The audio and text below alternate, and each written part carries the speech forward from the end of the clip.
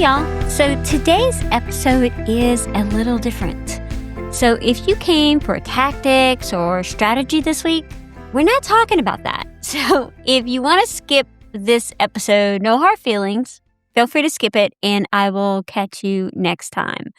But if there's something in you that's been whispering that you're a little too late, or maybe you've passed a certain window, I want you to stay with me. I want to tell you about the year that I turned 46. Now, that was a few years ago. That was in November of 2019 in, the before times, pre-COVID.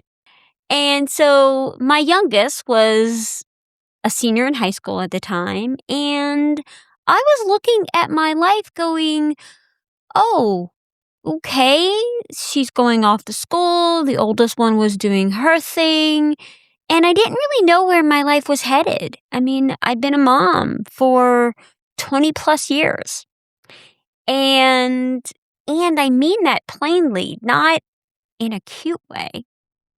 And so I was asking, hey, God, what's next for me?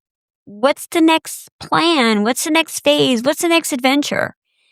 And I began praying about it. And I attended a friend's conference called Blissum. If you were there in Nashville in 2019, you probably remember that was a really great event put on by my dear friend Allie Worthington. And while I was there, God gave me the next step. Basically said, and helped them tell their stories. And in January, after some conversations with mentors, some friends that were in the business, friends that were entrepreneurs, and of course, my husband at the time, I started my own podcast studio in January of 2020.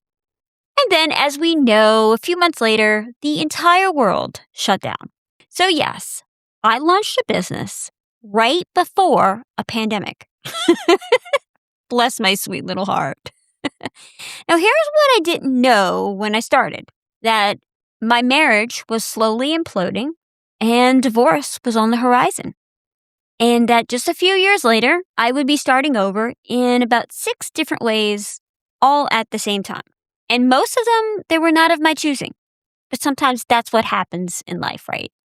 So when I tell you, you are not too late, you did not miss the proverbial window, I'm not saying it from a stage.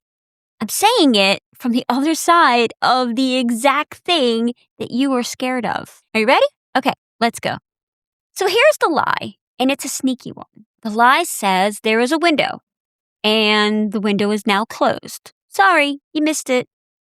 It tells you that the time to start was back when you had more energy or an intact life. Things seemed easier, or you had a clearer runway. And now you should just be grateful for what you got and quit complaining, quit reaching, quit dreaming about the thing. And I believe that is probably one of the most convincing lies that women get handed.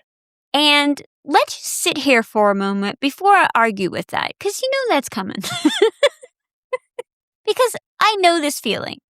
I know the one where you look at the years behind you and you begin to do the math and your stomach drops a little bit, where you wonder if the best boldest version of your life already happened while you were busy doing other things, while you weren't paying attention. Now, that fear is real, and I'm not going to talk you out of feeling it. But what I am going to do is to tell you what it actually is. It's not too late. That feeling is just fear. Now, you've heard me talk about the acronym FEAR before here on the podcast.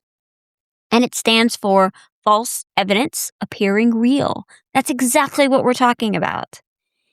And feeling like you're too late, you're too old, whatever the thought is, those are not the same thing as true fear.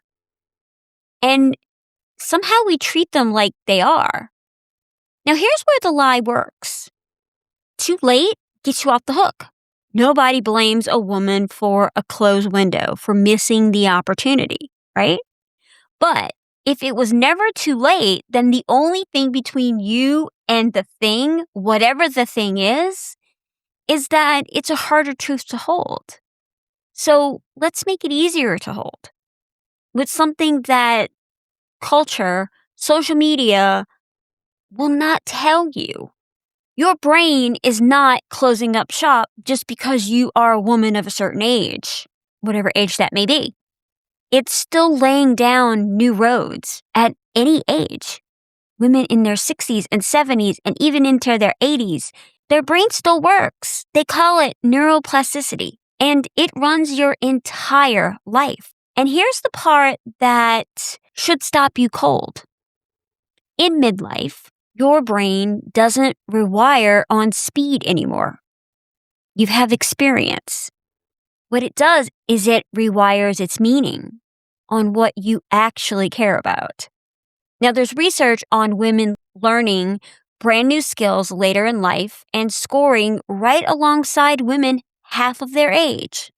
Now, they're not scoring what is good for their age, the same. So that thing you can't stop thinking about, the blog, a new career, traveling, a podcast, whatever that thing is, that is not a crisis. You are not having a midlife crisis. That is your brain saying, hey, we know what's next to build. And this is where faith walks in, not as a nice add-on, but God has never once been limited by anybody's timeline. Scripture is full of stories and people that he called long after the world had filed them away. He does not look at your age or your relationship status, a fresh start in a new zip code, and think, well, that's a shame. We certainly missed our shot with that one. That's not who he is.